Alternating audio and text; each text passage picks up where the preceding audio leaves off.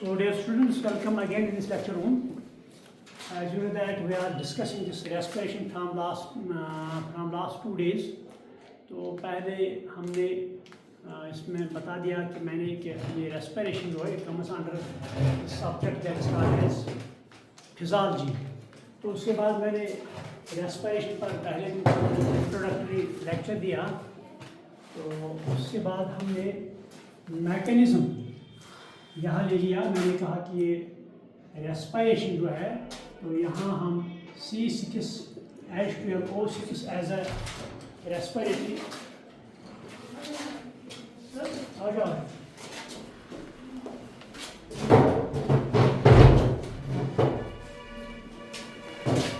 यहाँ से आ जाओ.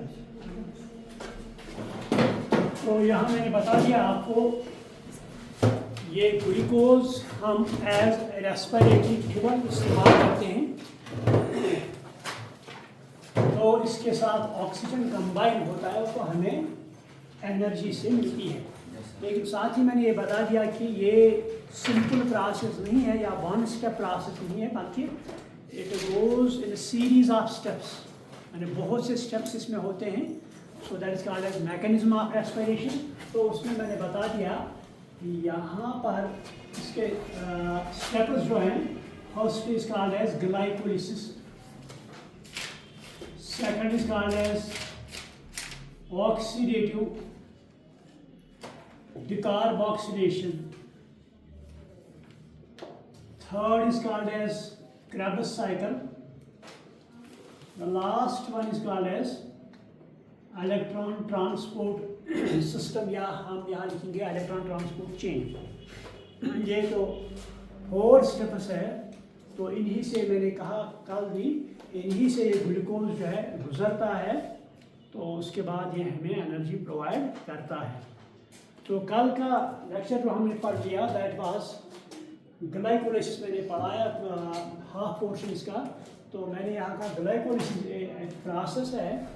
इसमें ग्लूकोज मॉलिक्यूल जब दाखिल होता है, एंटर होता है साइटोप्लाज्म में, तो इसमें ब्रेक डाउन होता है. तो यहाँ पर ये 2 पायरुविक एसिड या use 2 molecules of pyruvic acids, तो इसको हम ग्लाइकोलिसिस कहते हैं. तो फिर हमने इसके स्टेप्स, मैंने कहा कि यहाँ ये जो ग्लाइकोलिसिस है ये 10 स्टेप्स में कंप्लीट होती है. तो कुछ स्टेप्स हमने कल डिस्कस किए, लेकिन टाइम की कमी की वजह से ये कंप्लीट ना हो सका कल के लेक्चर में. तो आज हम ये कंप्लीट करेंगे. तो first step I told you that suppose here it is glucose. तो ग्लूकोज मैंने कल भी बताया इसमें 6 कार्बन होते हैं. 6 कार्बन कंपाउंड है ये. तो उसके बाद मैंने कहा यहाँ पर इस ग्लूकोज के साथ एक एटीपी मॉलिक्यूल कंबाइन होता है. आप ये मैं कल का वो हम रिकैप करेंगे पहले. तो यहाँ पर इसके 6 कार्बन होते हैं. इसके 6 कार्बन होते हैं. तो 6ठे कार्बन पर फास्फेट ग्रुप इसके साथ कंबाइन होता है and this gives glucose 6 phosphate. Short में लिखूंगा G for glucose, glucose 6 phosphate. तो उसके बाद इसको स्ट्रक्चरल चेंज होती है that is called as isomerization, जो कल मैंने बताया. तो ये glucose it gets convert into fructose 6 phosphate. कल मैंने बता दिया ये ग्लूकोज इसमें CHO ग्रुप होता है that is called as aldehyde group. तो जब इसकी स्ट्रक्चरल चेंज होती है, आइसोमेराइजेशन होती है, तो यहाँ पर ये इसके बदले C डबल बॉन्ड O इसमें बनता है. तो that is called as ketonic group. So the compound is called as fructose. तो आइसोमेराइजेशन के बाद यहाँ पर ये ग्लूकोज 6 फास्फेट ये हमें क्या देता है, फ्रैक्टोज 6 फास्फेट. ये कल भी हमने डिस्कस किया. उसके बाद मैंने बता दिया यहाँ पर फिर से और एक एटीपी मॉलिक्यूल आता है. ठीक. तो यहाँ से एक फास्फेट ग्रुप इसके साथ कंबाइन होता है पहले कार्बन पर. तो this is called as fructose 1,6 diphosphate. क्योंकि पहले कार्बन पर भी ये फास्फेट है और 6ठे कार्बन पर भी है. तो this called as fructose 1,6 diphosphate. तो ये भी हमने कल पढ़ लिया. तो उसके बाद मैंने कहा यहाँ एक अहम स्टेप ये इसको से गुजरता है, ये फ्रक्टोज 1,6 फास्फेट इस अहम स्टेप से, तो that step is called as lysis या सुप्लिट, या बिखर जाता है, ब्रेक डाउन होता है, लिसिस इसकी होती है। तो हम जानते हैं इसके कितने कार्बन हैं, 6 कार्बन। तो यहाँ पर ये ब्रेक डाउन होगा, तो यहाँ पर जो कंपाउंड होगा उसमें भी 3 कार्बन होंगे, यहाँ पर जो कंपाउंड बनेगा उसके भी 3 carbon. So this was called as three phosphoglyceraldehyde. ये भी कल हमने डिस्कस किया, क्लियर।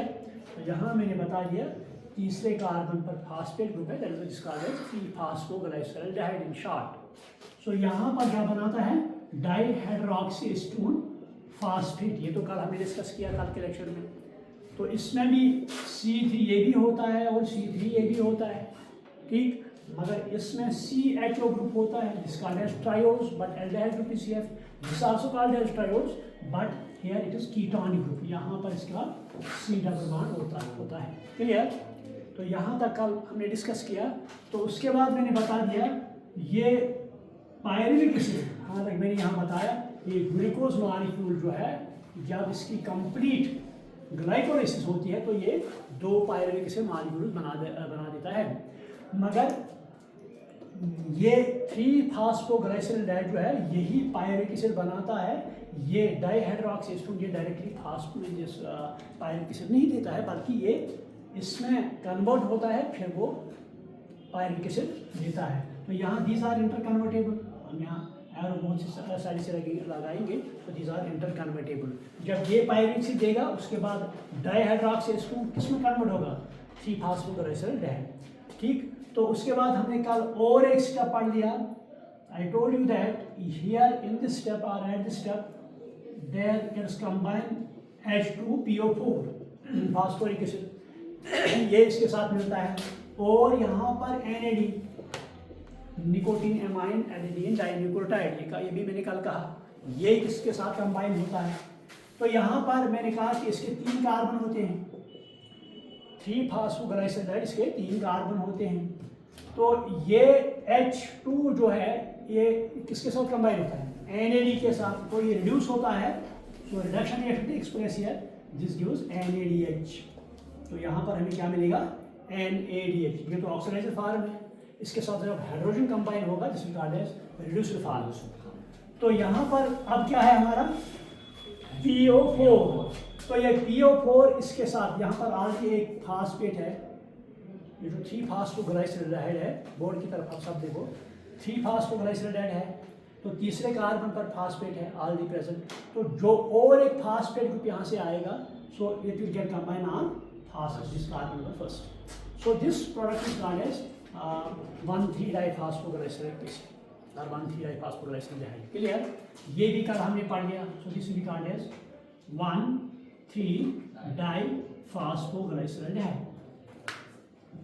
ठीक। या 1,3-डाइफॉस्फोग्लाइसरिक एसिड यहाँ लिखेंगे, 1,3-डाइफॉस्फोग्लाइसरिक एसिड, 1,3-डाइफॉस्फोग्लाइसरिक एसिड। तो यहाँ तक कल हमने पढ़ लिया, याद है यहाँ तक। तो अब ले लेंगे हम यहाँ से, हम शुरू करेंगे। तो जो यहाँ पर ये 1,3-डाइफॉस्फोग्लाइसरल्डेहाइड है, तो यहाँ क्या होगा, यहाँ पर एक इम्पॉर्टेंट रिएक्शन होगी। यहाँ पर जो इसके कितने फास्फेट हैं, 2, एक फर्स्ट पर है और एक 3 पर है। जो फर्स्ट पर कार्बन पर ये फास्फेट ग्रुप है, ये यहाँ से उठेगा, जो यहाँ पर ये फास्फेट ग्रुप है ये यहाँ से उठेगा। सो यहाँ पर हमें ADP आएगा, तो ADP is called as adenine diphosphate. यहाँ इसके 2 ही फास्फेट हैं, P बॉन्ड P। सो यहाँ पर ये देखेंगे कार्बन में बताया कि ये एनर्जी बॉन्ड है। हालांकि फॉर एग्जाम्पल हम मीथेन यहाँ लिखेंगे C, तो यहाँ स्ट्रेट लाइन हम लिखते हैं। कभी आपसे कोई क्वेश्चन पूछेगा, अगर हम बॉन्ड रिप्रेजेंट स्ट्रेट लाइन से करते हैं तो यहाँ ये कर्व लाइन क्यों लिखते हैं, है ना, क्वेश्चन है। ये तो स्ट्रेट लाइन है, दिस कॉल्ड एज बॉन्ड। सो यहाँ पर हम ये कर्व लाइन क्यों लिखते हैं, कर्व लाइन क्यों रिप्रेजेंट करते हैं। So this bond is called as energy bond, याद करेंगे, याद रखिए। सो दिस कर्व लाइन जो है it represents energy bond, clear.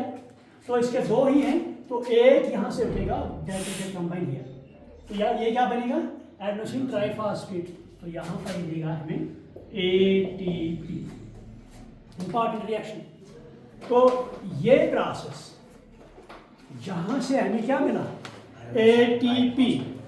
This process is called as phosphorylation. ये हुआ, this process is called as phosphorylation. Phosphorylation. This process is called as phosphorylation. कभी exam में आता है, what do you mean by define phosphorylation?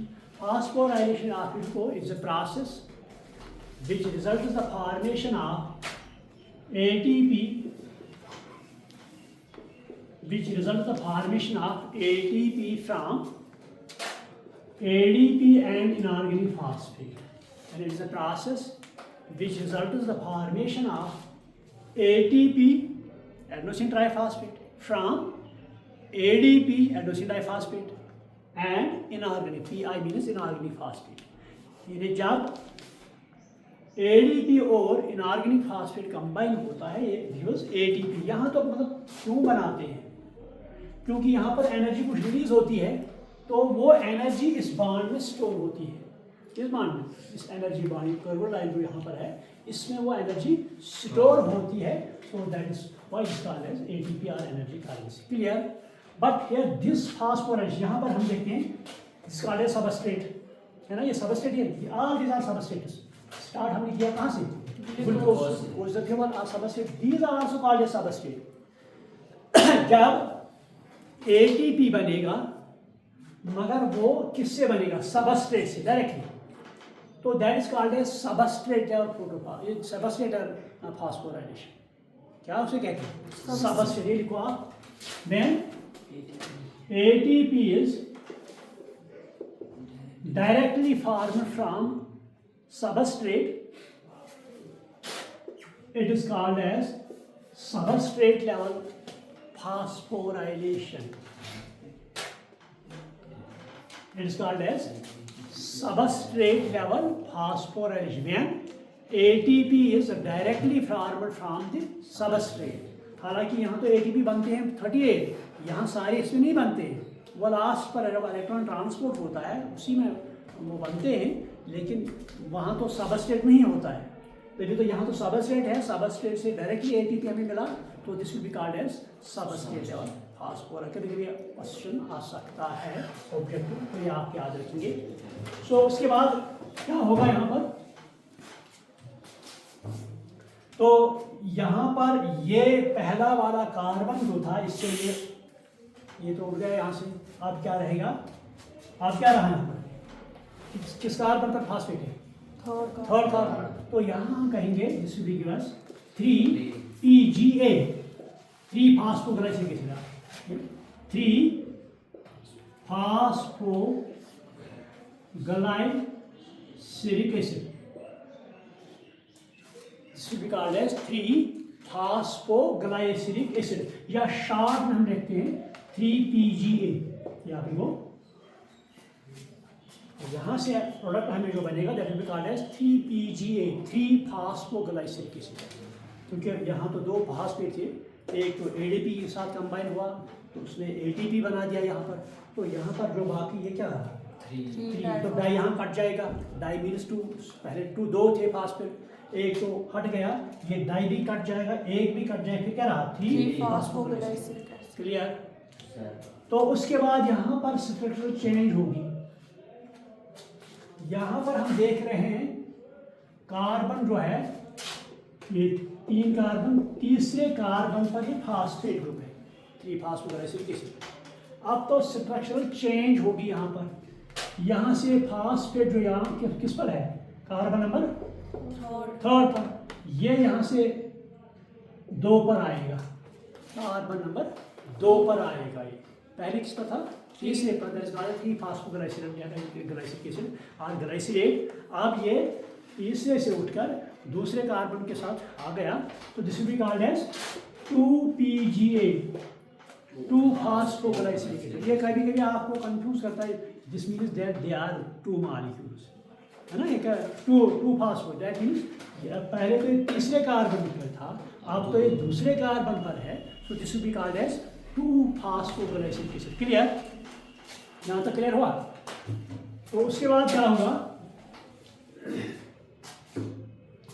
अब यहाँ पर water, एक वाटर मॉलिक्यूल लॉस हो जाएगा यहाँ पर, here we can say it did give us H2।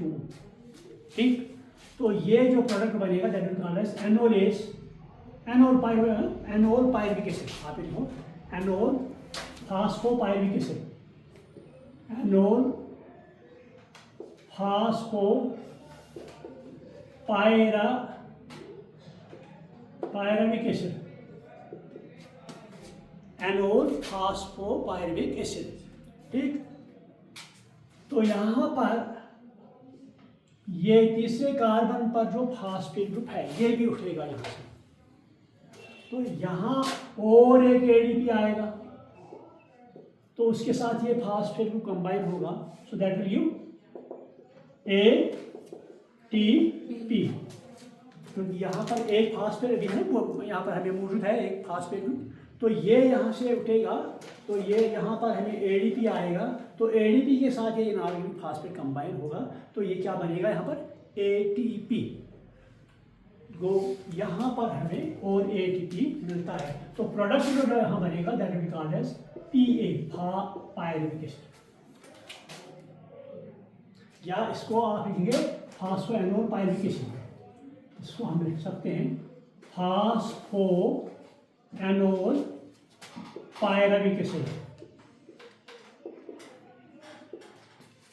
फास्फोएनोल pyruvic acid. उसके बाद यहाँ से ये फास्फेट ग्रुप है, ये तो यहाँ से रिमूव होगा, तो यहाँ हमें ऑलरेडी ADP आएगा, तो उसके साथ ये फास्फेट यहाँ पर कंबाइन होगा, इट विल गिव ATP। तो यहाँ पर हमें प्रोडक्ट क्या बनेगा, PA means pyruvic acid, so this is called as pyruvic acid. So ये फाइनल प्रोडक्ट किसका है, ग्लाइकोलाइसिस। तो हमने यहाँ पर एक, यहाँ पर फास्फोग्लाइसिल लिया, फास्फोग्लाइसिल यहाँ से हमने ले लिया एक, तो एक पायरुविक एसिड बनेगा। अब क्या होगा, अब जो यहाँ पर ये कौन डाइहाइड्रोक्सी एसीटोन फास्फेट है, ये किसमें क्या तब्दील होगा, कन्वर्ट होगा 3-फास्फोग्लाइसिल, तो it will follow same pattern, तो ये दूसरा पायरुविक एसिड देगा। यहाँ पर मैं लिखूँ 2PA। एक ग्लूकोज मॉलिक्यूल जब कंप्लीट इसकी ग्लाइकोलाइसिस होती है तो कितने पायरुविक एसिड बनते हैं, 2 पायरुविक एसिड। तो जो स्टेप्स इसके होते हैं दे आर 10 स्टेप्स। तो ये ग्लाइकोलाइसिस है, ये 10 स्टेप्स में कंप्लीट होती है। तो यहाँ हम लिखेंगे रिजल्ट, आउटकम। आउटकम क्या है glycolysis, outcome of glycolysis, glycolysis कभी कभी आता है एग्जाम में, आउटकम या प्रोडक्ट ऑफ ग्लाइकोलाइसिस या इनपुट और आउटपुट, कभी कभी ये आ सकता है what is the input of glycolysis और what is the output of. Input means हमने यहाँ दिया क्या, आउटपुट मीन्स हमने पाया क्या, दिया क्या। तो दिया क्या हमने यहाँ से ग्लूकोज इनपुट दिया ना, ग्लूकोज दिया, और क्या देते हैं, कभी कभी हम कुछ एंजाइम्स देते हैं, है ना, या कभी कभी हमने यहाँ पर H2PO4 दिया, तो कभी हमने Na दिया, यहाँ पर दे दिया, ठीक है। तो दीज आर इनपुट। आउटपुट क्या है, शाबाश, नंबर 1 बताओ आउटपुट क्या है। Number 1 PA pyruvic acid, number 1। Number 2 वो यहाँ इस पर देखो ना क्या बना हो, तो एक तो पायरुविक एसिड बन गया, तो इसके बाद कुछ नहीं आता है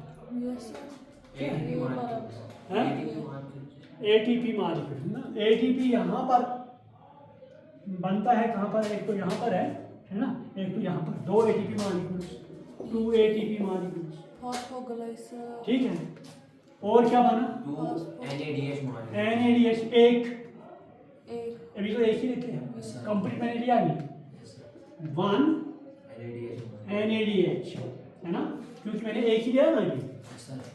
कभी कभी क्वेश्चन में आ सकता है एग्जाम में, कभी बच्चे को कंफ्यूजन में डालता है वहाँ आपको during glycolysis pyruvic acid molecule is formed during glycolysis, या इस तरह क्वेश्चन है, during glycolysis 3-phosphoglyceraldehyde gives how many ATP molecules or how many NADH are formed, या इस तरह क्वेश्चन आ सकता है। तो यहाँ पर इसने एक ले लिया है तो हमने हाफ लिखना है।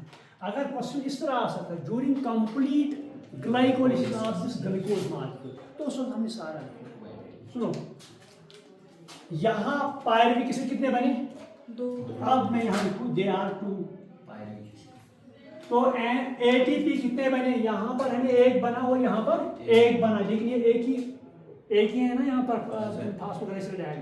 अब तो ये कन्वर्ट इसमें होगा, फिर ये भी सेम पैटर्न बनेगा, तो कितने बनेंगे ATP? 4 बनेंगे। ग्रास यहाँ करेंगे, ग्रास आउटपुट। तो NADH देखो यहाँ एक फॉस्फोग्लाइसराइड एक NADH देता है, 2 कितने देंगे? 2 है ना, 2 NADH। ग्रास आउटपुट क्या है?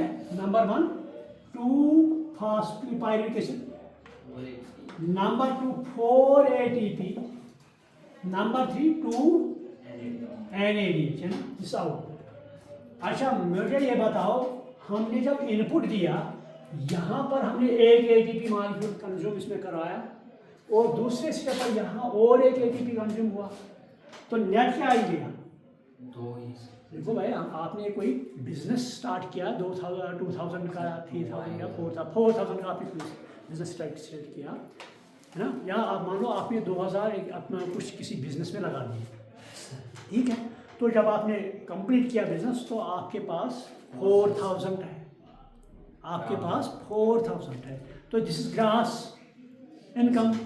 तो आपने देखना मैंने इसमें इन्वेस्ट कितना किया, इन्वेस्ट 2000 किए थे, तो प्रॉफिट कितना, नेट क्या है 2000। यहाँ पर साइन केस 4 तो बने, 4 ATP मॉलिक्यूल्स बने, मगर नेट कितने हैं? 2, क्योंकि ये तो उसमें माइनस होंगे। तो नेट कभी कभी क्वेश्चन आता है, the net number of ATP molecules produced during glycolysis they are 2। अगर ग्रास आएगा 4।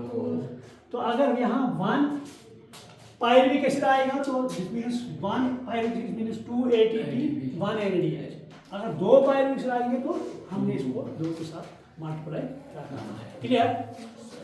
तो ये ग्लाइकोलिसिस कंप्लीट हुई, तो इसके बाद हमें आता है क्या? Pyruvic acid. तो यहाँ पर पायरुविक एसिड को अब क्या होगा? 2 सूरतें हैं यहाँ पर। एक सूरत, या तो ये माइटोकॉन्ड्रिया में चला जाएगा, या तो ये माइटोकॉन्ड्रिया, या यहीं पर ये इसमें प्रोसेस होगी साइटोप्लाज्म में। अगर साइटोप्लाज्म में ही इसकी प्रोसेस होगी that is called as fermentation का, उसके बाद हम फर्मेंटेशन कहते हैं। अगर ये माइटोकॉन्ड्रिया में चला जाएगा तो वहाँ process will be carried by oxygen, तो इसे हम कहते हैं एनारोबिक रेस्पिरेशन। अगर ये स्टेप से फॉलो किया जाए anaerobic respiration fermentation.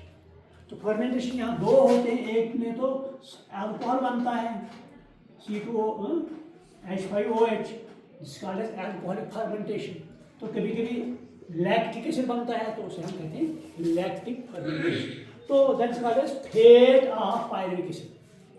Next step is fate of pyruvic acid, यानी ये कौन सा रूप इख्तियार करेगा, लेकिन बिफोर दैट ये और एक स्टेप से गुजरता है, that is called as oxidative. अभी मैंने बताया दिया ना 4 steps, one is called as glycolysis, second is called as oxidative phosphorylation. तो ये पायरुविक एसिड दूसरे स्टेप से गुजरेगा, that is called as oxidative phosphorylation. ये ऑक्सीडेटिव फास्फोराइलेशन क्या है, किस तरह गुजर के जाएगा इसमें से, या प्रोडक्ट क्या होंगे, दैट विल बी आप है ना, कल हम ले लेंगे। ठीक है, मेरे ख्याल में आज के लिए इतना ही पढ़ेंगे, आज के लिए इतना ही पढ़ेंगे। और तो थैंक यू।